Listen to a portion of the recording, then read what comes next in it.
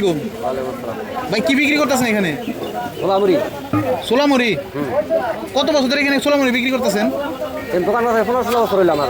15-16 বছর। আপনার আগে কে করতো? আমার আব্বা দোকান করছে এটা। আপনার আব্বার সাথে আপনি দোকান করেন নাই? হ্যাঁ। তখন কত করে মুড়ি বিক্রি করতেন? 5 টাকা 10 টাকা। এখন তো 10 টাকায় বিক্রি করেন আপনি। 10 টাকা 20 টাকা 30 টাকা বন্ধ খায়।